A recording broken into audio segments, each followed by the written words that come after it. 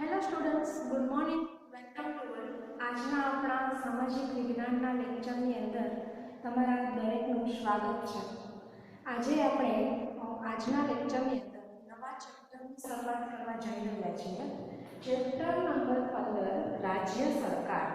15 નંબરનું જે ચેપ્ટર આપણી ટેક્સ્ટ બુકની અંદર છે એ આપણે આજે શીખવાનું છે રાજ્ય સરકાર વિશે. પેજ નંબર છે 91. 91 નંબરનું જે પેજ છે તે ઓપન કરો. તે ઉપર આપણને રાજ્ય સરકાર ચેપ્ટર છે આપેલું છે. તો આપણે શરૂઆત કરીએ.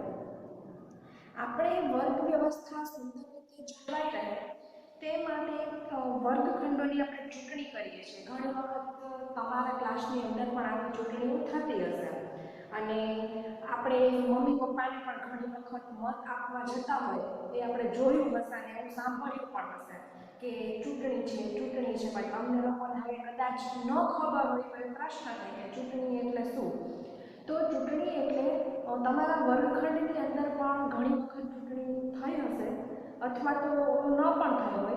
તો સામાન્ય શબ્દોમાં હું તમને કહું, ચૂંટણી એટલે તો કે જ્યારે કોઈ પણ એક જવાબદારી માટે કોઈ વ્યક્તિની આપણે નિમણૂક કરવાની છે, કોઈ વ્યક્તિને કોઈ જવાબદારી આપણે સોંપવાની છે, તો એના માટે જ્યારે એક કરતાં વધારે ઉમેદવાર હોય અને એમાંથી આપણે એની પસંદગી કરવાની હોય, જેમ કે આપણા ક્લાસની અંદર આપણે મોનિટર બનાવવા છે, તો એ મોનિટર બનાવવા માટે આપણે આખા ક્લાસનું મંતવ્ય લેવું જરૂરી છે કે આપણે કયા સ્ટુડન્ટ્સને મોનિટર બનાવશું. તો સૌપ્રથમ તો આપણે જે લોકોને મોનિટર બનવું હોય એને આપણે ઉમેદવાર તરીકે ઊભા રાખી શકીએ અને એ પછી ક્લાસમાં જે બીજા સ્ટુડન્ટ્સ છે એને મત આપે કે તમારા જે ફેવરેટ સ્ટુડન્ટ હોય અથવા તો તમને એવું લાગતું હોય કે આ વ્યક્તિ મોનિટર માટે ખૂબ જ પરફેક્ટ છે, તો તમારો મત છે એ તમે એ સ્ટુડન્ટને આપી શકો છો.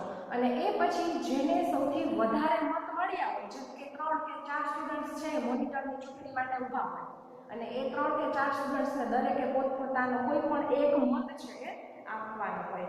તો હવે એમાંથી જેને સૌથી વધારે મત મળે ને એ છે એને પછી આપણે એ પદ માટે કે જવાબદારી માટે છે આપણે એને યોગ્ય ગણીએ છીએ. તો એને કહેવાય ચૂંટણી.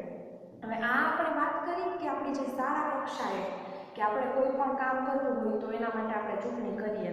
તો પણ આપણે તો સરકારની વાત કરીએ છીએ કે રાજ્ય સરકાર, કે જે આપણું આખું રાજ્યનું વહીવટ કરે, આપણું આખું રાજ્ય ચલાવે, તો એ કઈ રીતે ચલાવે છે અને કઈ રીતે થાય છે. તો આજે આપણે આ પ્રકરણની અંદર એ બધું શીખવાનું છે. વર્ગ સફાઈની સમિતિ, વર્ગ સુશોભનની સમિતિ, વર્ગ વ્યવસ્થાની સમિતિ વગેરેની રચના આપણે કરીએ છીએ કે દરેક કામ છે આપણે ડિવાઈડ કરી દઈએ કે વર્ગ સફાઈનું કામ છે તો એ આ 2 સ્ટુડન્ટ્સ જોશે, વર્ગ ડેકોરેશન કરવાનું કામ છે તો એની સમિતિ પણ આપણે અલગ બનાવી કે એમાં બીજા 3 સ્ટુડન્ટ્સ કે 4 સ્ટુડન્ટ્સને રાખીએ કે તમારે લોકોએ કંઈ પણ ફંક્શન હોય યા તો કોઈ પણ સેલિબ્રેશન કરવાનું હોય, કોઈ સ્પેશિયલ ડે હોય તો ડેકોરેશનની જવાબદારી આપી દઈએ. એટલે આ રીતે આપણે છે ને દરેક કામને ડિવાઈડ કરી દઈએ છીએ, એટલે કે વહેંચી દઈએ છીએ અરસપરસ કે આ કામ છે આ કરશે, આ કામ છે આ કરશે. જ્યારે રિસેસમાં આપણે બહાર જઈએ ત્યારે લાઇટ ફેન છે એ ઓફ કરવાનું કામ પણ આપણે કોઈને સોંપતા હોઈએ છીએ. એ રીતે જ્યારે 2 પીરિયડની વચ્ચે જ્યારે ગેપ આવતો હોય તો એ ગેપની અંદર પણ બીજા સ્ટુડન્ટ્સને શાંતિ રખાવવાનું કામ કોણ કરશે. તો આવી બધી જે અલગ અલગ કામો છે એ આપણે ડિવાઈડ કરતા હોઈએ છીએ. તો એ કામની વહેંચણી દરેક સ્તરે થતી હોય છે. માત્ર ક્લાસની અંદર જ આપણે કરીએ એવું જરૂરી નથી. આપણા ઘરની અંદર પણ તમે જોયું હશે કે આપણે કામ છે ડિવાઈડ કરેલા હશે. જેમ કે આપણા ફેમિલીની અંદર આપણે જો 4 સભ્યો હોઈએ તો મમ્મી છે રસોઈ બનાવવાનું કામ કરતા હશે, પપ્પા છે બહારનું કામ કરતા હશે કે જેમ કે કોઈ બિલ ભરવા જવાનું હોય યા તો બીજું કોઈ પણ કામ હોય તો એ અમુક કામ છે પપ્પા કરતા હોય, અમુક કામ છે મમ્મી કરતા હોય. પછી આપણી જો બેન હોય અથવા તો આપણે ખુદ આપણા મમ્મીને કામમાં હેલ્પ કરાવતા હોઈએ આપણાથી જે બની શકે એમ. ભાઈ હોય કે બોય હોય તો એ પણ છે ઘરમાં એનું પણ કંઈક કામ છે ડિવાઈડ કરેલું હોય છે કે આ કામ છે આ કરશે, આ કામ છે આ કરશે. એટલે દરેક સ્તર ઉપર સ્કૂલમાં, ઘરમાં, ગામમાં, કોઈ મોટા સિટીમાં, રાજ્યમાં કે આખા દેશમાં દરેક કામની વહેંચણી છે થયેલી છે, કારણ કે કોઈ પણ એક જ વ્યક્તિ આખું કામ ટોટલી કામ છે કરી શકે નહીં. જો નાનું કામ હોય તો વાંધો ના આવે કે થઈ જાય, પરંતુ જ્યારે એ કામ છે એ ખૂબ વધારે ફેલાયેલું કે એનો વિસ્તાર છે વધારે, ત્યારે આપણે એ કામને ડિવાઈડ કરી દઈએ છીએ. જેમ કે માની લો કે ઘરની અંદર છે, આપણે જો કોઈ જ કામ ડિવાઈડ ન કરીએ તો તમે ખાલી અનુમાન કરો કે તમારા મમ્મી જ છે એને જ બધું કામ કરવાનું હોય, તો એ ઘરનું પણ કામ કરે, બહાર જાય, બધું બિલ ને એવું ભરે, તો એ આખી સિસ્ટમ છે એ કેટલી બધી ખોરવાય છે. કારણ કે જો એમને રસોઈ બનાવવાનો ટાઈમ છે, એ જ ટાઈમિંગમાં એ બહાર બિલ ભરવા જાય છે, યા તો સ્કૂલની ફીસ ભરવા જાય છે, યા તો બીજું કોઈ પણ બહારનું કામ કરે છે, તો ઘરનું કામ બાકી રહી જશે. જો ઘરનું કામ કરશે તો બહારનું કામ, કારણ કે એક વ્યક્તિ એક સાથે એક જ જગ્યાએ રહી શકે છે, એકી સાથે એક જ સમયે એ અનેક જગ્યાએ જઈ શકતા નથી, કારણ કે આપણે છે ભગવાન તો છે નહીં. એટલા માટે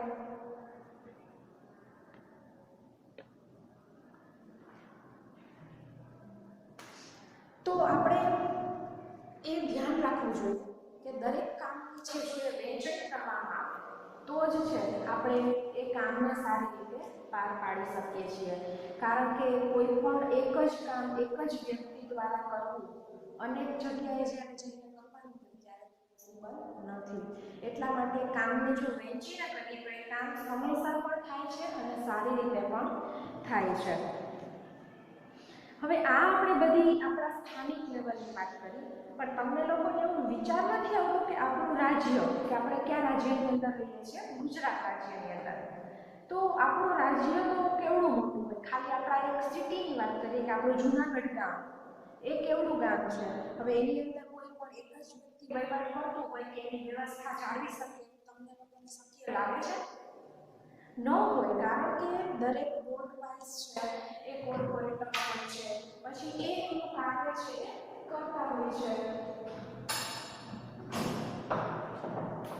ત્યારબાદ આપણે જોઈએ તો સ્થાનિક લેવલે કે ખાલી એક સિટીની અંદર જો આપણે કોઈ પણ વ્યવસ્થાનું સંચાલન કરવું હોય તો એના માટે આપણે અલગ અલગ જવાબદારીઓ, અલગ અલગ હોદ્દાઓ એ દરેકને સોંપેલા હોય છે અને આપેલા હોય છે, ત્યારે એ ગામનું સંચાલન છે, એમની જે વ્યવસ્થા છે એ સારી રીતે જળવાઈ શકે છે. તો આપણું રાજ્ય તો ખૂબ જ મોટું છે. તો રાજ્યની અંદર શું તમને લોકોને એવું લાગે છે કે એક મુખ્યમંત્રી જ ખાલી હોય તો એ મુખ્યમંત્રી આખા રાજ્યનું સંચાલન કરી શકે? નહીં. એનું સંચાલન કરવા માટે પણ એમની અંદર એક આખું મંત્રીમંડળ હોય છે, મુખ્યમંત્રીની નીચે રાજ્યપાલ હોય છે, અને દરેક મંત્રીમંડળની અંદર દરેક મંત્રીઓને એક એક ખાતાઓ સોંપવામાં આવેલા હોય છે કે તમારે છે બાળ કલ્યાણને એમના આરોગ્યની જવાબદારી સંભાળવાની છે, તમારે શિક્ષણ મંત્રી હોય તો તમારે શિક્ષણને લગતા તમામ પ્રશ્નોને હલ કરવાના હોય છે અને એની વ્યવસ્થા જાળવવાની હોય છે. તો આ રીતે દરેક મંત્રીઓને અલગ અલગ એક ખાતા સોંપવામાં આવેલા હોય છે અને આ રીતે આપણા આખા રાજ્યનો છે એ વહીવટ થાય છે. હવે આપણે અત્યારે જોઈએ સ્થાનિક સરકાર. સ્થાનિક સરકાર એટલે શું અને એનું કાર્ય શું છે એ આપણે જોઈએ. સ્થાનિક સરકાર વિશે તો સ્થાનિક સરકાર એટલે સરકાર પણ એક સંચાલન મંડળ છે. સરકાર એટલે શું? તો કે સરકાર એટલે કંઈ સ્પેશિયલી કોઈ એવો જાદુઈ ચિરાગ નથી કે સરકાર જે ધારે એ કરી શકે, પણ એના માટે સરકાર એ એક સંચાલન મંડળ છે કે જે એમનું સંચાલન છે એ કરે છે. તો એ રીતે આપણે જોઈએ અને જે સામાન્ય રીતે લોકશાહીની અંદર લોકોની ઈચ્છા મુજબ છે એ વહીવટ કરાતો હોય છે. એ લોકોની ઈચ્છા જાણવી પડે કે એ કયા કાર્ય કરવા માટે એમને શું જરૂરિયાત છે અને કઈ રીતે કરવાનું હોય છે. તો એ પછી એ લોકોની ઈચ્છા મુજબ છે એ વહીવટ કરવામાં આવતો હોય છે. ભારત છે એ ખૂબ મોટો દેશ છે. એક જ સ્તરે અથવા એક જ સ્થળેથી વહીવટ કરવામાં આવે તો ઘણી બધી મુશ્કેલીઓ આપણને થઈ શકે છે. હવે આપણો ભારત દેશ, તો આપણું ખાલી આપણે એક સિટીની વાત કરીએ કે આપણું જે જૂનાગઢ સિટી છે એમની પણ જો આપણે વ્યવસ્થા કરવી હોય તો તમે કે હું કોઈ પણ એક જણા એવું વિચારી લઈએ કે હું છે આખા જૂનાગઢનું સંચાલન કરી દઈશ, તો એ વસ્તુ તમને શક્ય લાગે છે? અથવા હું તમને લોકોને એવું કહું કે તમે એક સ્ટુડન્ટ છે એ આખા ક્લાસની જવાબદારી હું તમને સોંપી દઉં કે તમારે બધું જ વર્ક છે ક્લાસને લગતું, તમારે સુશોભન વર્ક પણ તમારે જ કરવાનું છે, તમારે જે શિસ્ત સમિતિ હોય કે ક્લાસને ડિસિપ્લિનમાં કઈ રીતે રાખવું એ પણ તમારે જ કરવાનું છે, લાઇટ ફેન ઓફ કરવાની જવાબદારી પણ તમારી છે, જ્યારે કોઈ ટીચર ન હોય તો છોકરાઓને શાંત રાખવાની જવાબદારી પણ તમારી છે. તો આ કોઈ પણ એક સ્ટુડન્ટ આ બધું વર્ક કરવામાં રહીએ તો એમનું ભણવાનું છે બગડે. એટલે કોઈ પણ એક જ વ્યક્તિ છે દરેક કાર્ય એક જ સમયની અંદર કરી શકે નહીં, એટલે કામને આપણે ડિવાઈડ કરવું જોઈએ. તો હવે આપણો ભારત દેશ છે એ કેટલો વિશાળ છે. આપણા એક ખાલી ગુજરાત રાજ્યની વાત કરીએ કે ગુજરાત રાજ્યની અંદર કેટલા બધા જિલ્લાઓ, કેટલા બધા શહેરો છે કે આપણે ખાલી એક ગુજરાતની અંદર ફરવું હોય તો તમને લોકોને અંદાજ હશે કે આપણે એક સિટીથી બીજા સિટીમાં જવું હોય તો પણ કેટલું વચ્ચે ડિસ્ટન્સ છે.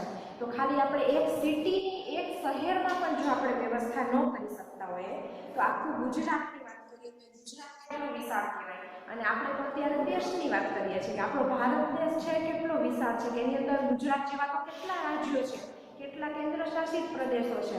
તો આ આખા દેશનું જો આપણે સંચાલન કરવું હોય તો એ કોઈ પણ એક જ જગ્યાએથી એવું નક્કી કરવામાં આવે કે આખા દેશનું સંચાલન છે અહીંથી જ કરવામાં આવશે અને આ એક જ વ્યક્તિ કરશે તો એ વસ્તુ પોસિબલ છે નહીં. તો દેશની વ્યવસ્થા છે સારી રીતે જળવાય ને એના માટે એક આખું મંડળ ઊભું કરવામાં આવે છે જેને આપણે મંત્રીમંડળ કહીએ અને એ રીતે દેશનું સંચાલન છે અલગ અલગ સ્તરે અલગ અલગ લોકોને જવાબદારીઓ સોંપી અને એમનું છે એ કાર્ય છે થતું હોય છે અને એને કહેવાય છે સરકાર. સરકાર એટલે એક સંચાલક મંડળ કે જે સંચાલન કરે છે. પછી જો એ રાજ્ય લેવલની સરકાર હોય તો આપણે એને રાજ્ય સરકાર કહીએ અને જો કેન્દ્ર સ્તરે જે સરકાર હોય એને આપણે કેન્દ્ર સરકાર કહીએ છીએ. એટલે કેન્દ્ર સરકાર છે એ તમામ રાજ્યોનું એની ઉપર દેખરેખ રાખે છે, વહીવટ કરે છે અને રાજ્ય સરકાર છે પોતાના રાજ્ય પૂરતું છે એ કાર્ય કરતા હોય છે.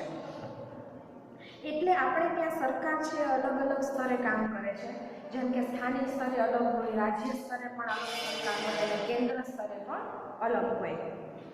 સ્થાનિક કક્ષાએ, રાજ્ય કક્ષાએ અને રાષ્ટ્રીય કક્ષાએ સ્થાનિક કક્ષાએ લોકો મત આપી અને પોતાના પ્રતિનિધિઓ ચૂંટે છે. સ્થાનિક કક્ષાએ એટલે કે આપણે ખાલી આપણી વાત કરીએ કે આપણે જૂનાગઢની અંદર રહીએ છીએ તો હવે આપણે જૂનાગઢના પ્રતિનિધિ તરીકે આપણે એરિયા વાઇઝ જે કોર્પોરેટર હોય એને આપણે પોતાનો મત આપીએ. હવે મત કોણ આપી શકે? તમે એવું વિચારો કે આપણે પણ મત આપવા જવું છે તો આપી શકશો?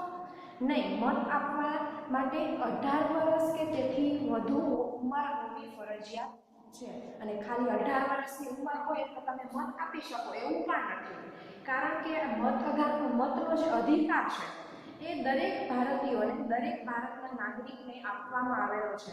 પરંતુ કઈ રીતે કે સૌથી પહેલાં તો એની ઉંમર જે છે એ 18 વર્ષની હોવી જોઈએ અને માત્ર 18 વર્ષની થઈ ગઈ એટલે પછી ભલે તે જેલનો કોઈ પણ ગુનેગાર હોય તો પણ જઈને મત આપે એવું પોસિબલ નથી. તમારી ઉંમર 18 વર્ષ કે તેથી વધુ હોવી જોઈએ.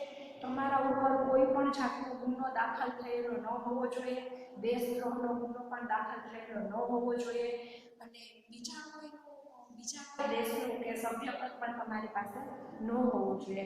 તો તમે છે એ મત આપવાનો અધિકાર ધરાવો છો. એટલે સ્થાનિક આપણે લોકો છે એ મત આપીએ છીએ અને આપણા પ્રતિનિધિ આપણે કોને ચૂંટવા છે આપણે જ નક્કી કરીએ છીએ કે ચાલો આખા જૂનાગઢમાં આપણા એરિયાના પ્રતિનિધિ તો કે આપણે જેને વધારે મત મળ્યા હોય એ આપણા પ્રતિનિધિ કહેવાય. એટલે એ આપણો મત આપવો પણ ખૂબ જ જરૂરી છે કારણ કે એના દ્વારા છે આપણા પ્રતિનિધિઓ ચૂંટાતા હોય છે. તો સ્થાનિક કક્ષાએ આ રીતે જે લોકો છે એ પોતાનો મત આપી અને એમના પ્રતિનિધિઓને ચૂંટે છે અને એમના દ્વારા જ વહીવટ થાય એને સ્થાનિક સ્વરાજ્ય કહેવાય છે. એટલે કે જે સ્થાનિક લેવલે જે વહીવટ કરે, આપણે આપણા પ્રતિનિધિઓને ચૂંટી અને પછી એ પ્રતિનિધિઓ જ્યારે કાર્ય કરે તો એને આપણે શું કહીએ છીએ? સ્થાનિક સ્વરાજ્ય. એટલે સ્થાનિક સ્વરાજ્ય એટલે શું? એ ખૂબ જ સરળ શબ્દોમાં તમને લોકોને કહું તો સ્થાનિક સ્વરાજ્ય એટલે સ્થાનિક કક્ષાએ સ્થાનિક લોકો છે પોતાનો મત આપી અને પોતાના પ્રતિનિધિ ચૂંટે છે અને એ પ્રતિનિધિઓ દ્વારા જે સંચાલન કરવામાં આવે છે એને આપણે કહેવાય સ્થાનિક સ્વરાજ્ય. ગ્રામ પંચાયત, તાલુકા પંચાયત અને જિલ્લા પંચાયત છે એ ગ્રામીણ સ્થાનિક સ્વરાજ્યની સરકાર છે. ગ્રામીણ સ્થાનિક સ્વરાજ્ય આપણે જોઈએ તો સૌથી પહેલાં ગ્રામ પંચાયત કે જે ગામડા લેવલે હોય છે, ગ્રામ પંચાયત પોતાના એક જ ગામ પૂરતી હોય. ત્યારબાદ તાલુકા પંચાયત અને જિલ્લા પંચાયત. આપણે રાજ્યોની અંદર જોઈએ તો સૌથી પહેલાં શું હોય? જિલ્લાઓ હોય. એ જિલ્લાઓની અંદર તાલુકાઓ હોય, તાલુકાની અંદર ગામો આવેલા હોય છે. એટલે સ્થાનિક સ્વરાજ્યને આપણે 3 લેવલે મૂકી શકીએ કે સૌથી પહેલું તો ગ્રામ પંચાયત, તાલુકા પંચાયત અને જિલ્લા પંચાયત. તો આ 3 સ્તરે છે એ સ્થાનિક સ્વરાજ્યની જે ગ્રામીણ સંસ્થા છે એ કામ કરતી હોય છે. અને નગરપાલિકા અને મહાનગરપાલિકા એ શહેરી સ્થાનિક સ્વરાજ્યની સરકાર છે. હવે જે ગ્રામ્ય લેવલ હોય ત્યાં ગ્રામ પંચાયત હોય અને તાલુકા પંચાયત હોય, જિલ્લા પંચાયત હોય. પણ જ્યાં શહેરો છે એ શહેરોમાં નગરપાલિકા અને મહાનગરપાલિકા આ રીતે છે સ્થાનિક સ્વરાજ્યની સંસ્થાઓ છે. ગ્રામીણ લેવલે હોય તો ગ્રામ પંચાયત અને શહેરી લેવલે હોય તો નગરપાલિકા અને મહાનગરપાલિકા. હવે એ કઈ રીતે નક્કી કરવામાં આવે કે નગરપાલિકા છે કે મહાનગરપાલિકા છે? કયા ગામની અંદર નગરપાલિકા આપણે હોઈ શકે અને કેમાં મહાનગરપાલિકા હોઈ શકે? એ વસ્તીના આધારે નક્કી કરવામાં આવે છે કે જ્યાં અમુક લાખથી વધારે વસ્તી હોય તો ત્યાં મહાનગરપાલિકા થાય છે અને એની જે નક્કી કરેલી સંખ્યા છે એની અંડરમાં જો એ ગામની એ શહેરની જો સંખ્યા હોય તો ત્યાં નગરપાલિકા હોય છે. એટલે આ રીતે શહેરી લેવલે નગરપાલિકા અને મહાનગરપાલિકા એમ 2 સ્થાનિક સ્વરાજ્યની સંસ્થાઓ છે. આપણે રાજ્ય સરકાર વિશે હવે અભ્યાસ કરીશું. તો સૌથી પહેલાં તો સરકાર છે એ કોઈ પણ એક જ વસ્તુથી એક જ અંગથી બનતી નથી. એ આપણે ચર્ચા તો પહેલાં જ કરી લીધી. પણ તમને લોકોને તો હવે એ પ્રશ્ન થતો હશે કે સરકારમાં જો કોઈ પણ એક જ વ્યક્તિ નથી અને એક વ્યક્તિથી સરકાર નથી ચાલતી તો સરકારના અંગો ક્યાં ક્યાં છે? કેટલા અંગો છે? સરકાર છે કઈ રીતે કામ કરે છે? એમાં કોનો સમાવેશ થઈ શકે? તો આપણે અત્યારે એ જોઈએ કે સરકારના અંગો કેટલા છે. તો સૌથી પહેલા તમને લોકોને એ જણાવી દઉં કે સરકારના અંગો 3 છે. એમાં સૌથી પહેલું અંગ ધારાસભા, પછી બીજું અંગ કારોબારી અને ત્રીજું અંગ છે ન્યાયતંત્ર. સરકારના 3 અંગો છે. પછી એ રાજ્ય સરકાર હોય કે કેન્દ્ર સરકાર હોય, પરંતુ એમના અંગો કેટલા છે? 3 અંગો છે. એમાં સૌથી પહેલું અંગ સરકારનું ધારાસભા, બીજું કારોબારી અને ત્રીજું ન્યાયતંત્ર. તો ધારાસભા એટલે તો ધારાસભા છે શું કામ કરે? તો ધારાસભા છે એ કાયદાઓ બનાવવાનું કામ કરે છે. કાયદાઓને ઘડવાનું કામ કોણ કરે છે? ધારાસભા કરે છે. ત્યારબાદ જે કાયદાઓને આપણે બનાવી લીધા ધારાસભાએ, હવે ખાલી કાયદાઓ બનાવી અને એમની ફાઇલ બનાવીને એમને રાખી દઈએ તો છે દેશની વ્યવસ્થા જળવાય ના જળવાય. પરંતુ એ જે બનાવેલા કાયદાઓ છે એને ફોલો કરવા પડે, એટલે કે એનો અમલ કરાવવો પડે તો જ છે વ્યવસ્થા જળવાઈ રહે. કોઈ પણ વસ્તુ ખાલી ઓન પેપર રાખી દઈએ તો એમનો કોઈ મિનિંગ રહેતો જ નથી. એટલે હવે એમને જે કાયદાઓ આપણે ઘડેલા છે ધારાસભાએ, એ કાયદાઓને અમલ કરાવવાનું કાર્ય કોણ કરે છે? કારોબારી કરે છે. એટલે ધારાસભા છે એ કાયદાઓ બનાવે છે અને કારોબારી છે એ જે બનાવેલા કાયદાઓ છે એનો અમલ કરાવવાનું કાર્ય કરે છે. અને ત્રીજું અંગ એટલે ન્યાયતંત્ર, કે જ્યારે કોઈ પણ કાયદો છે એમનું પાલન ન થતું હોય અથવા કોઈ પણ વસ્તુ માટે જ્યારે ન્યાયની જરૂર હોય તો એ ન્યાયતંત્ર છે એ આપણે એનું કાર્ય છે ન્યાય આપવાનું છે. અને જો કોઈ કાયદાનું અમલ ન થતું હોય તો એનું પાલન કરાવવાનું અને એમને જો કોઈ કાયદાનો જો ભંગ કરેલો હોય તો એમને પણ સજા આપવાનું કાર્ય છે એ પણ ન્યાયતંત્ર કરે છે. એટલે સરકારના અંગો 3 છે. પહેલું કારોબારી ધારાસભા, બીજું કારોબારી અને ત્રીજું ન્યાયતંત્ર. તો આ રીતે સરકારની અંદર કામનું જે વિભાજન છે એને જે ડિવાઈડ કરવામાં આવે છે એ આ 3 અંગોમાં કરવામાં આવે છે. કે સૌથી પહેલાં તો ધારાસભા હોય છે, ત્યારબાદ કારોબારી હોય છે અને ત્યારબાદ ન્યાયતંત્ર આવે છે. હવે ધારાસભા અને કારોબારી છે ને એ એકબીજા સાથે સંકળાયેલા છે. એટલે કે એક છે કાયદાઓ બનાવે છે અને બીજું છે કાયદાઓનો અમલ કરાવે છે. પણ ન્યાયતંત્ર જે છે એ સ્વતંત્ર રીતે પોતાની રીતે કાર્ય કરી શકે છે, એટલે એના ઉપર કોઈનું દબાણ હોતું નથી. જો એવું કરવામાં આવે કે ન્યાયતંત્ર ઉપર પણ કોઈનો અંકુશ રાખવામાં આવે કે તમારે છે આમની અંડરમાં જ કામ કરવાનું, એ કે એમ જ કામ કરવાનું, તો ન્યાયતંત્ર છે એ પોતાનો જે ન્યાય આપવાનો હોય છે એ નિષ્પક્ષ રીતે આપી શકતા નથી. એટલે કોઈ પણ રાજકીય પક્ષ એને ડરાવી ધમકાવી અને પોતાની ઈચ્છા મુજબ છે પોતે ક્યારેક ન્યાય અપાવે, અથવા તો એ જે રીતે કહી શકે કે કાયદાઓનો ભંગ કરેલો હોય છતાં પણ એમ કે ના ના એને તમારે જવા દેવાનું છે, તો આવું બધું ન્યાયતંત્રની અંદર થતું નથી. અને એ બધી સત્તાઓ ન્યાયતંત્રને આપેલી છે એટલા માટે ન્યાયતંત્ર છે એ સ્વતંત્ર રીતે છે કાર્ય કરી શકે છે. આટલા બધા પ્રોબ્લેમો ન થાય એટલા માટે ન્યાયતંત્રને સંપૂર્ણ રીતે સ્વતંત્ર રાખવામાં આવેલું છે. ત્યારબાદ રાજ્ય સરકારના અંગોની જરૂરિયાત શા માટે છે? આપણે રાજ્ય સરકારના અંગો કેટલા છે? ધારાસભા, કારોબારી અને ન્યાયતંત્ર. પણ હવે એમની જરૂરિયાત શા માટે છે?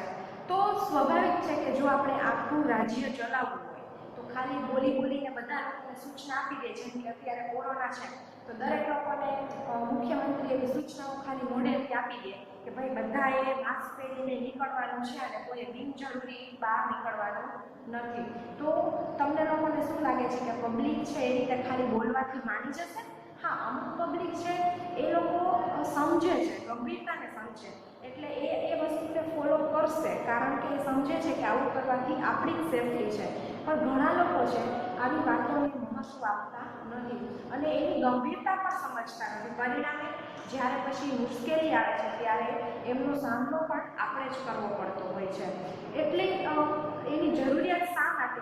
તો કે લોકોને પાલન કરાવવા માટે સૌથી પહેલાં તો કાયદાઓ બનાવવા પડે. જેમ કે સ્કૂલની અંદર એવો કોઈ રૂલ્સ ન હોય કે તમારે લોકોએ 7 વાગે સ્કૂલે પહોંચી જવાનું, તો કોઈ સ્ટુડન્ટ 8 વાગે આવશે, કોઈ 9 વાગે આવશે, કોઈ 10 વાગે આવશે, જો કોઈ વહેલું ઉઠવું હોય તો 6 વાગ્યામાં પણ આવી જશે, બરોબર ને? એટલે જો રૂલ્સ ન હોય તો દરેક લોકો પોતપોતાની મરજી મુજબ છે એમને જે યોગ્ય લાગે એવું વર્તન કરે. એટલા માટે કાયદાઓ બનાવવા ખૂબ જ જરૂરી છે, કારણ કે કાયદાઓ ઘડવાથી એમનું જે સંચાલન છે, એમની જે વ્યવસ્થા છે એ એક સરખી અને સારી રીતે ચાલી શકે છે. એટલે ધારાસભાનું કાર્ય એટલા માટે જરૂરી છે કે દેશનું કે રાજ્યનું સંચાલન છે ખૂબ જ સારી રીતે થાય એટલા માટે. હવે ધારાસભાની તો આપણે શું કામ જરૂર છે એ ચર્ચા કરી. હવે આપણે એવું જોઈએ કે કારોબારીની શું જરૂર છે? તો હવે ધારાસભાએ કાયદાઓ બનાવી દીધા કે આપણો દેશ કે આપણું રાજ્ય કઈ રીતે સારું ચાલે, એના માટે આપણે શું કાયદાઓ મૂકવા પડે, એ એમનું કામ એને કરી દીધું. પણ હવે કાયદાઓ બનાવી અને મૂકી દીધા, હવે એ કાયદાઓનો અમલ પ્રજા છે કરે છે કે નહીં, એ કામ પણ કોઈએ તો કરવું પડશે ને. કારણ કે એક વખત એવું નક્કી થઈ ગયું કે ચાલો અત્યારે એવો નિયમ છે કે રાત્રે 11 વાગ્યા પછી નાઇટ કર્ફ્યુ છે, તો 11 વાગ્યા પછી કોઈ પણ જો ઘરની બહાર નીકળે તો એને કાયદાકીય રીતે ગુનો ગણી શકાય. પણ આપણે એવું કહી તો દીધું કે 11 વાગ્યા પછી જો બહાર નીકળશું તો એને કાયદાકીય રીતે ગુનો ગણાશે, પણ હવે એ ચેક કરવા માટે પણ કોઈ જશે ને, કારણ કે કોઈ વ્યક્તિ એવું હોય કે એમને કાયદાની ખબર પણ ના હોય, અથવા તો કોઈને એવી ઈચ્છા હોય કે ના ભલે ને હશે ચાલો આપણે તો કોઈ બહાર નીકળીએ, તો એમને અટકાવવા માટે પણ કોઈ તો જોશે. એટલે નિયમ તો બનાવી દીધો, પણ હવે એ નિયમનું પાલન કરાવવા માટે પણ કોઈ તો જોઈએ જ. એટલે નાઇટ કર્ફ્યુ આપણે નક્કી કર્યું કે 11 વાગ્યા પછી કોઈ ઘરની બહાર નહીં નીકળવાનું, તો એ નિયમ બનાવી લીધા પછી એ નિયમને ફોલો પ્રજા કરે છે કે નહીં, એ પણ એક કાર્ય જ કહી શકાય. કારણ કે તો જ એ નિયમ બનાવેલો સાર્થક ગણાય કે જો એને ફોલો થતું હોય તો. બાકી ખાલી ઓન પેપરે નિયમ બનાવીને રાખી દે અને દરેક પબ્લિક છે ને જેને મન પડે ત્યાં સુધી 12 વાગ્યા સુધી 1 વાગ્યા સુધી બધા ટોળાઓ વળીને બેસે અને એન્જોય કરે, તો એ કાયદા બનાવવાનો કોઈ મતલબ જ રહેતો નથી. એટલે કારોબારીનું મહત્વ એટલા માટે છે, જેવી રીતે તો આ ધારાસભાનું મહત્વ છે કે રાજ્યનું સંચાલન વ્યવસ્થિત રીતે કરવું હોય તો કાયદાઓ બનાવવા જરૂરી છે, ધારાસભા જરૂરી છે. તો એવી જ રીતે કારોબારી છે એ પણ કાયદાઓનું પાલન કરાવવા માટે જરૂરી છે. અને ઘણી વખત કોઈ કાયદાઓનો ભંગ કરે તો એમને સજા આપવાનું કામ એ ન્યાયતંત્ર કરે છે.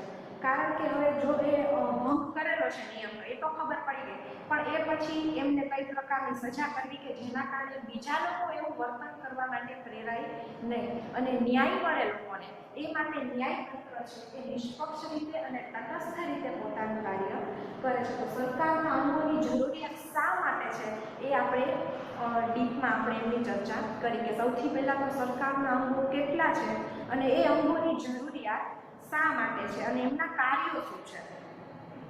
હવે આપણે એ વિચારીએ કે જો ન્યાયતંત્ર ન હોય તો કોઈ વ્યક્તિને ડર જ લાગે કે આપણે કોઈ પણ નિયમ છે તો એમને ઘણી વખતે આપણી સમજદારીથી આપણે ખરેખર નિયમોનું પાલન કરવું જોઈએ અને ઘણી બધી જાગૃત પ્રજા છે એ નિયમનું પાલન તો કરતી હોય છે, પણ ઘણા લોકો છે એ ગંભીરતાને સમજતા નથી અને એમને નિયમનો ભંગ કરવામાં મજા આવતી હોય છે તો એ નિયમનો ભંગ કરે છે. તો એ જો ન્યાયતંત્ર ન હોય તો કોઈ લોકોને ડર જ ન રહે, કારણ કે ડરના કારણે પણ ઘણી વખતે આપણે લોકો અમુક વર્તન કરવા માટે ડરતા હોઈએ કે જો આવું કરશું તો આપણા ઉપર ગુનો દાખલ થશે, એટલે આપણે એ વસ્તુ કરવા માટે અટકાઈએ છીએ. તો ન્યાયતંત્ર છે તો દરેકના મનમાં એક થોડા ઘણા અંશે પણ ડર છે કે એ વસ્તુને આપણે અટકાવી શકીએ છીએ. એટલે જો ન્યાયતંત્ર ન હોય તો રાજ્યની અંદર કે દેશની અંદર અંધાધૂંધી ફેલાય છે અને લોકો છે એ મન પડે એ રીતે વર્તન કરવા માટે પ્રેરિત બને અને ઉત્સાહિત પણ બને કે ચલો હવે આપણને તો કંઈ થવાનું નથી, કાયદાઓ ભલે બને અને આપણને રોકવા માટે પણ લોકો ભલે ગમે એટલી મહેનત કરે પણ આપણે તો જે કરતા હશું એ જ કરશું. એટલે જો ન્યાયતંત્ર ન હોય તો છે એ લોકોમાં એક ડર રહેતો નથી અને ન્યાયતંત્ર છે એના દ્વારા જે લોકો દ્વારા આવા નિયમોનો ભંગ થતો હોય છે તો એમને સજા પણ કરવામાં આવે છે અને ઘણી વખત આપણને ઘણી જગ્યાએ અન્યાય પણ થતો હોય તો એ અન્યાય માટે પણ આપણે ન્યાય મેળવવા માટે પણ આપણે ન્યાયતંત્રના દ્વાર છે ખખડાવી શકીએ છીએ અને આપણે ન્યાય માંગી શકીએ છીએ. એટલે ન્યાયતંત્ર છે એ પણ જેવી રીતે આપણા સરકારની અંદર ધારાસભા અને કારોબારીનું મહત્વ છે એવી જ રીતે ન્યાયતંત્રનું પણ મહત્વ એટલું જ છે. એટલે દરેક અંગ છે એ પોતપોતાની રીતે મહત્વ ધરાવે છે. જો એક પણ અંગ છે એ પોતાનું કાર્ય ન કરે તો છે એના કારણે એની અસર છે એમના બીજા અંગ પર પણ પડતી હોય છે. હવે જોઈએ આપણે રાજ્ય સરકારની રચના અને ભૂમિકા, પરંતુ તે આપણે હવે નેક્સ્ટ લેક્ચરની અંદર આપણે ચર્ચા કરીશું. આજે આપણે સ્થાનિક સરકાર અને રાજ્ય સરકારના અંગો એ વિશે આપણે ચર્ચા કરી. હવે આપણે જ્યારે નેક્સ્ટ લેક્ચરમાં મળીશું ત્યારે આપણે જોવાનું છે કે રાજ્ય સરકારની રચના કઈ રીતે થાય છે, રાજ્ય સરકાર કઈ રીતે બને છે અને એમની ભૂમિકા શું છે એ આપણે નેક્સ્ટ લેક્ચરની અંદર જ્યારે મળીશું ત્યારે સમજીશું. તો અત્યારે આપણે આજના લેક્ચરની અંદર આટલું જ રાખીએ અને હવે મળીશું આપણે નેક્સ્ટ લેક્ચરમાં. ત્યાં સુધી બધા જ આવજો.